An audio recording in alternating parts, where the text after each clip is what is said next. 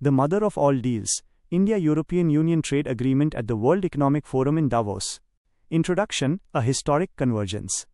The snow-covered Swiss Alps provided a fitting backdrop for what many are calling the mother of all trade deals, a comprehensive trade agreement between India and the European Union that was announced at the World Economic Forum in Davos. This landmark agreement, years in the making, represents not just a commercial arrangement between two economic powerhouses, but a fundamental realignment of global trade architecture in an era marked by geopolitical tensions, supply chain vulnerabilities, and the urgent need for economic diversification. The timing of this announcement at Davos is particularly significant. The World Economic Forum has long served as the premier venue for global leaders to shape economic policy and forge partnerships that transcend borders.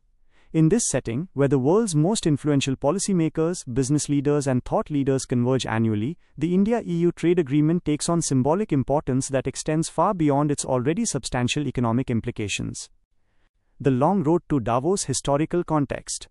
Early negotiations and false starts.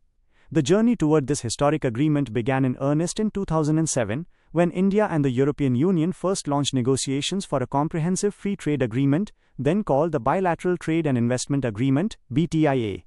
However, those initial talks stalled in 2013 after 7 years of negotiations, with both sides unable to bridge fundamental differences on key issues, including tariff reductions on automobiles, market access for services, intellectual property rights, and labor mobility. The intervening years saw dramatic changes in the global economic landscape. Brexit reshaped the European Union, removing one of India's key trading partners from the bloc. Meanwhile, India's economy continued its rapid ascent, becoming the world's fifth largest economy and positioning itself as a potential counterweight to China's manufacturing dominance. The COVID-19 pandemic further highlighted the fragility of global supply chains and the need for diversification away from single-country dependencies. The revival, 2021 to 2025. Negotiations were formally relaunched in 2021 under vastly different circumstances. The geopolitical landscape had shifted considerably, with both India and the EU seeking to reduce economic dependencies on China and strengthen democratic partnerships. The EU's strategy of de-risking its supply chains aligned perfectly with India's Make in India initiative and its ambitions to become a manufacturing hub. Between 2021 and 2025, negotiators worked through complex technical details across multiple sectors. The negotiations were characterized by a new pragmatism on both sides, with Indian negotiators showing greater flexibility on environmental standards and labor rights, while EU representatives demonstrated increased understanding of India's developmental needs and sensitivities around agriculture and pharmaceutical pricing. The agreement's architecture, key pillars and provisions. Tariff elimination and market access. At the heart of the India-EU trade agreement lies an ambitious tariff reduction schedule that will eliminate duties on approximately 90% of goods traded between the two regions over a period of 7 to 15 years, depending on the sector. This represents one of the most comprehensive tariff elimination schedules in any modern free trade agreement. Industrial goods. The agreement provides for immediate elimination of tariffs on approximately 70% of EU exports to India, with the remaining 20% being phased out over periods ranging from 5 to 15 years. This includes significant reductions on automobiles, currently facing tariffs as high as 100% in India, machinery, chemicals, and high-tech equipment. For Indian exports to the EU, tariffs will be eliminated on textiles, leather goods, agricultural products, and various manufactured items that currently face significant barriers. Sensitive sectors. Recognizing domestic political sensitivities, both sides have carved out certain sectors for special treatment. India has maintained longer phase-out periods for automobiles and alcoholic beverages, while the EU has preserved some protections for select agricultural products. These carve-outs were essential to securing domestic political support for the agreement. Services trade and digital economy. Perhaps the most groundbreaking aspect of the agreement lies in its treatment of services trade and the digital economy. This section represents a quantum leap forward from traditional trade agreements and reflects the realities of 21st century commerce. Professional services. The agreement includes unprecedented provisions for the temporary movement of professionals between India and the EU.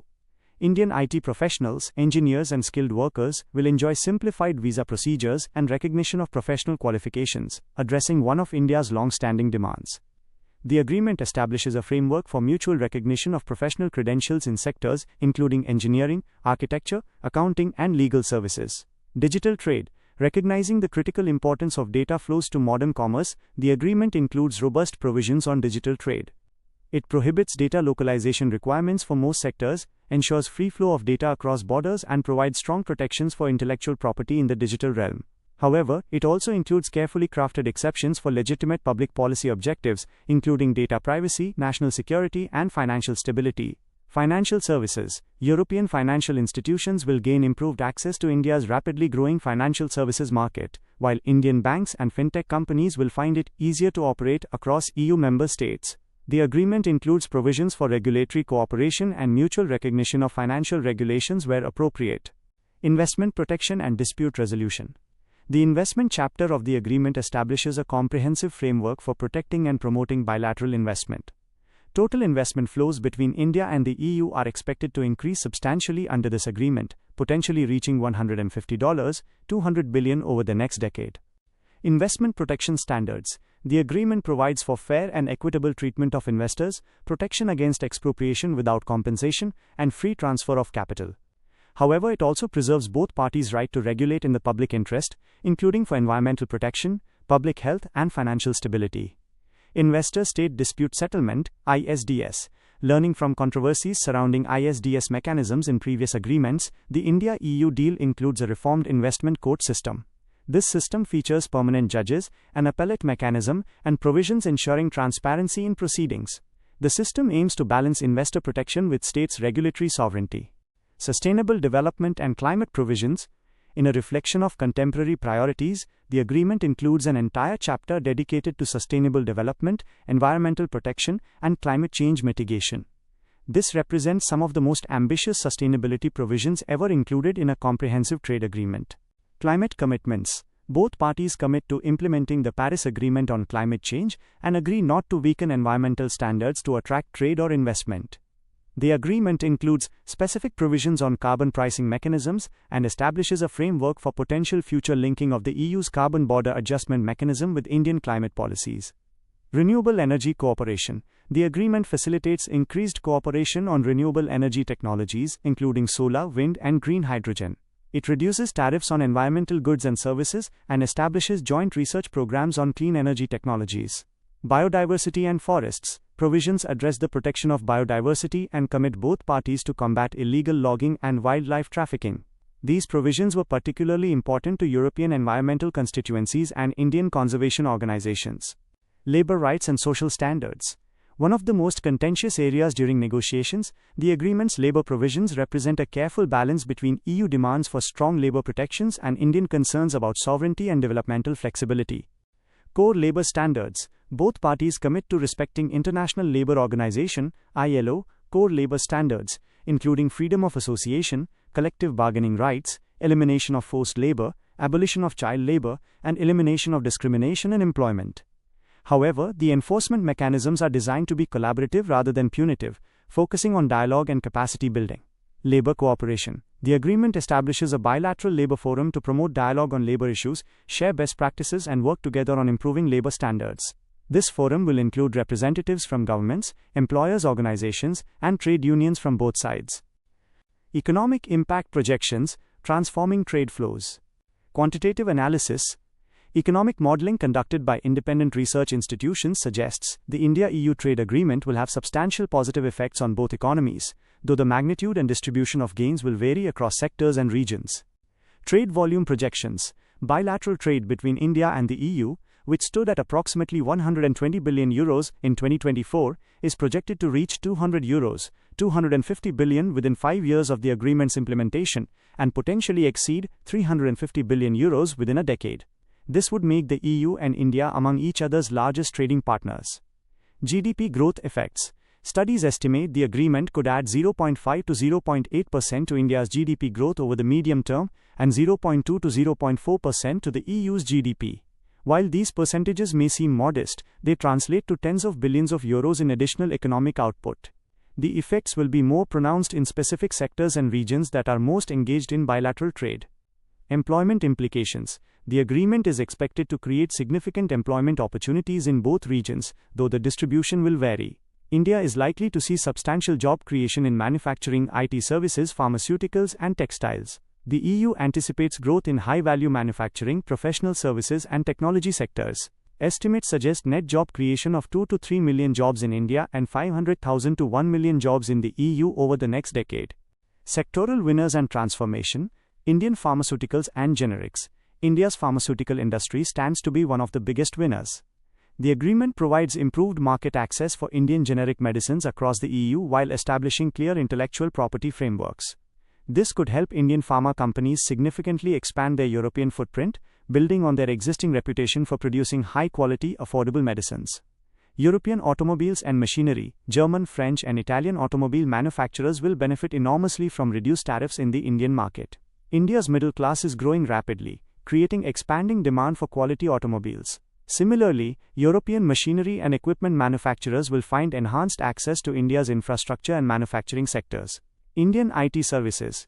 India's information technology and business process services sectors will gain from easier movement of professionals and expanded market access. The agreement's provisions on digital trade and data flows will be particularly beneficial for Indian tech companies seeking to expand their European operations.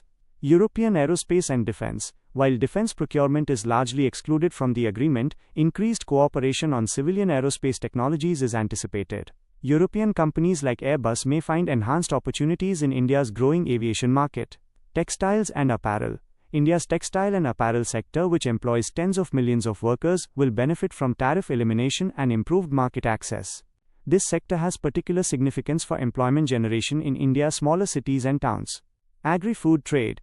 The agreement includes careful provisions on agricultural trade, with the EU likely to see increased exports of specialty foods, wines and spirits, while India will gain better access for rice, spices and specialty agricultural products. Supply chain restructuring. Beyond direct trade flows, the agreement is expected to catalyze a fundamental restructuring of global supply chains, with India potentially emerging as a viable alternative to China for many manufacturing processes. Manufacturing diversification. European companies seeking to reduce their dependence on Chinese manufacturing will find India an increasingly attractive alternative under the agreement's favorable terms. This China Plus One strategy has already been accelerating, and the trade agreement will provide additional momentum. Integration into European value chains. Indian companies will find it easier to integrate into European value chains, particularly in sectors like automotive components, electronics, pharmaceuticals, and chemicals. This integration represents a shift from simple trading relationships to deeper economic interdependence. Regional production networks. The agreement may catalyze the development of regional production networks, linking India with EU member states and potentially with other countries in South Asia and Europe's neighborhood. This could create new patterns of specialization and economic geography. Geopolitical dimensions. Strategic partnership beyond trade. The China factor. While neither India nor the EU explicitly frames this agreement as being about China, the geopolitical subtext is unmistakable. Both parties are seeking to reduce economic dependencies on China and develop alternative partnerships that align with their strategic interests and values. Economic decoupling and de-risking. The EU strategy of de-risking from China finds a natural partner in India, which shares concerns about Chinese economic dominance and has its own complex relationship with Beijing. The trade agreement provides an economic foundation for this strategic reorientation. Technology and standards. By deepening economic integration, India and the EU can work together on developing technology standards and governance frameworks that reflect democratic values and human rights concerns. This provides an alternative to Chinese-led initiatives in areas like digital technology and 5G infrastructure. Supply chain security. The agreement enhances both parties' supply chain security by creating redundancy and diversification away from Chinese manufacturing dominance. This has particular salience in critical sectors like pharmaceuticals, where the COVID-19 pandemic exposed dangerous dependencies. Democracy and Values Alliance. The India-EU trade agreement is also being framed as a partnership of democracies, bringing together the world's largest democracy and the European Union's community of democratic nations. Rules-based international order. Both India and the EU have consistently supported a rules-based international order, multilateral institutions, and international law. The trade agreement reinforces this shared commitment at a time when multilateralism faces significant challenges. Human rights and democratic values. While India and the EU have sometimes differed on specific issues, the agreement includes language affirming shared commitments to human rights, democracy, and the rule of law. The agreement includes dialogue mechanisms to address concerns constructively. Indo-Pacific strategy. The agreement complements the EU's Indo-Pacific strategy, which seeks to deepen the EU's engagement with the region. India is a natural anchor for this strategy, and the trade agreement provides economic substance to strategic declarations. Multilateral implications, WTO and global trade governance. The bilateral agreement raises questions about the future of multilateral trade governance. While both India and the EU affirm their commitment to the World Trade Organization, the pursuit of bilateral and regional agreements reflects frustration with the WTO's inability to advance multilateral liberalization. Impact on other trade negotiations. The India-EU agreement will likely influence other ongoing trade negotiations. Countries may seek similar arrangements with either India or the EU, potentially creating a network of agreements that could eventually form the basis for broader multilateral arrangements. Implementation challenges and concerns. Domestic political opposition. Despite the agreement signing, both sides face domestic political challenges to ratification and implementation. European concerns. Some EU member states and constituencies have expressed concerns about various aspects of the agreement. French farmers worry about potential competition from Indian agricultural products, even with the agreement's protective provisions. Labor unions in some countries have raised questions about labor standards enforcement. Environmental groups, while generally supportive of the agreement's climate provisions, remain watchful about implementation. Indian sensitivities. In India, there are concerns among certain business sectors about European competition, particularly in automobiles and some manufacturing sectors. Small-scale industries worry about being overwhelmed by European products. There are also nationalistic concerns about sovereignty and the agreement's dispute resolution mechanisms. Implementation capacity. Regulatory reform. Both sides will need to undertake significant regulatory reforms to implement the agreement fully. India will need to align various regulations with international standards, while the EU will need to ensure that its member states implement the agreement consistently. Customs and trade facilitation. Effective implementation requires modernized customs procedures, digital systems, and trained personnel. India in particular will need to invest significantly in customs modernization to handle increased trade volumes efficiently. Capacity building. The agreement includes provisions for technical assistance and capacity building, recognizing that India may need support in implementing certain provisions, particularly in areas like standards conformity assessment and intellectual property rights enforcement. Monitoring and enforcement. Institutional framework.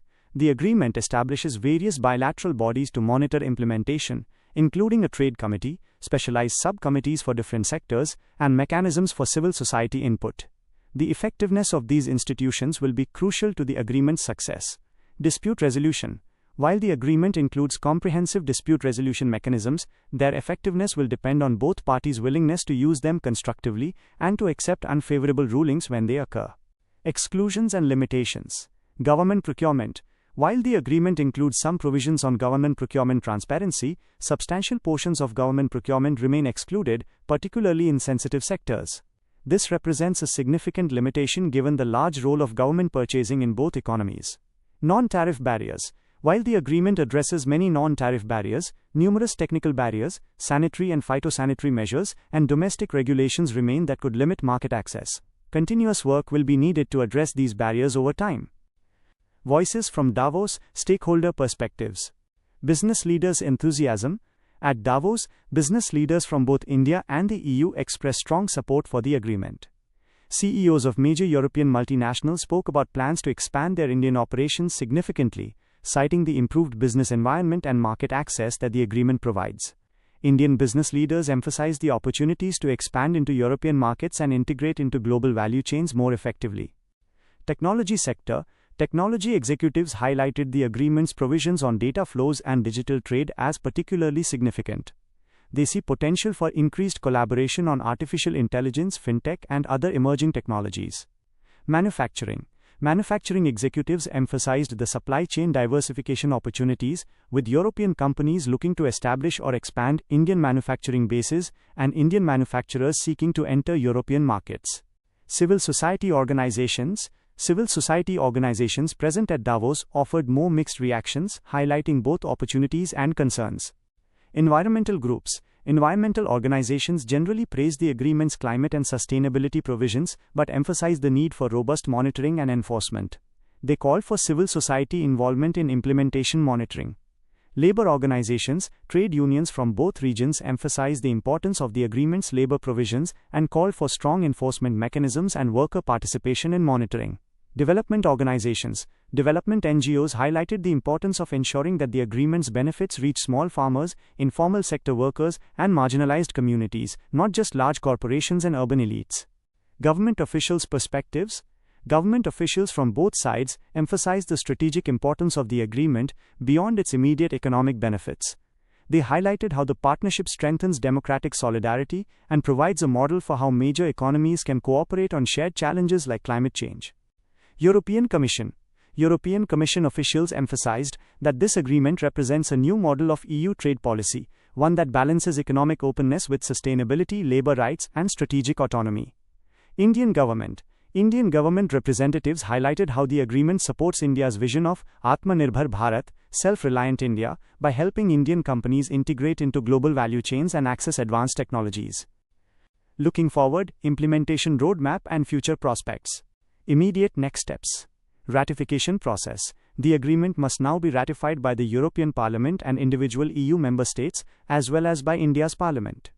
This process is expected to take 12 to 18 months, with implementation beginning in phases thereafter. Institutional setup. The various bilateral institutions established by the agreement will need to be set up and staffed. This includes the Trade Committee, sectoral subcommittees, and various working groups on technical issues. Business outreach. Both governments plan extensive outreach to businesses to explain the agreement's provisions and opportunities. This is particularly important for small and medium-sized enterprises that may lack the resources to analyze the agreement independently. Medium-term milestones. Early harvest.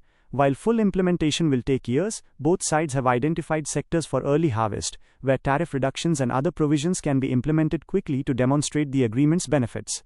Regulatory alignment. Ongoing work will focus on aligning regulations and standards in key sectors, facilitating trade and investment.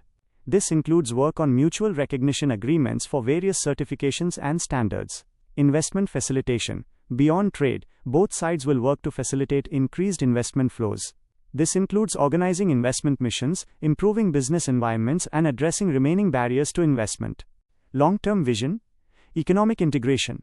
Over the long term, this agreement could form the foundation for much deeper economic integration between India and the EU, potentially evolving towards something resembling a common economic space in certain sectors.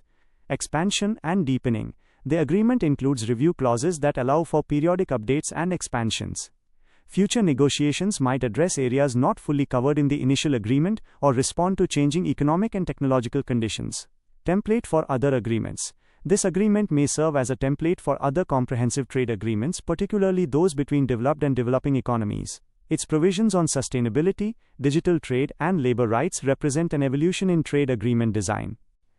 Conclusion: a new chapter in global economic relations. The India-EU trade agreement announced at Davos represents far more than a commercial arrangement between two important economies. It signifies a fundamental realignment of global economic relations for the 21st century, bringing together the world's largest democracy and Europe's community of democracies in a comprehensive partnership. This, mother of all deals, is historic, not just for its scale, covering over 1.8 billion people and more than $22 trillion in combined GDP, but for what it represents: a vision of globalization that balances economic openness with sustainability, workers' rights, and democratic values. In an era of increasing geopolitical tensions and questions about the future of international cooperation, this agreement demonstrates that large-scale economic partnership remains possible when built on shared values and mutual respect. The agreement reflects lessons learned from previous generations of trade deals. It goes beyond simple tariff reduction to address 21st-century issues like digital trade, climate change, and supply chain resilience. It includes strong provisions on sustainability and labor rights, responding to criticisms that earlier trade agreements neglected these concerns. It attempts to balance the benefits of economic integration with legitimate concerns about sovereignty and policy space. Yet the agreement is not without its challenges and critics. Domestic political opposition in both regions will need to be managed. Implementation will require substantial effort, regulatory reform, and capacity building. The agreement's ambitious provisions will need to be backed by genuine commitment to enforcement and cooperation. The choice of Davos as the venue for announcing this agreement was symbolically important. The World Economic Forum has long represented a particular vision of globalization, one that brings together political leaders, business executives, and civil society to shape global economic governance.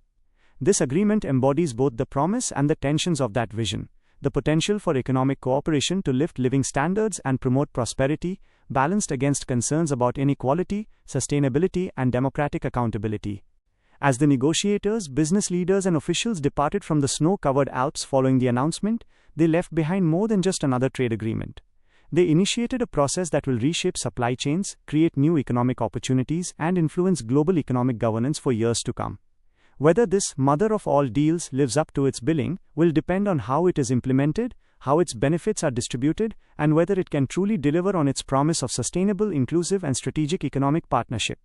The India-EU trade agreement is a bet on a particular vision of the future, one where democracies can work together effectively, where economic integration can be balanced with sustainability and social concerns, and where large-scale international cooperation remains possible despite global challenges. In the coming years, the world will watch closely to see whether this bet pays off. Would you like me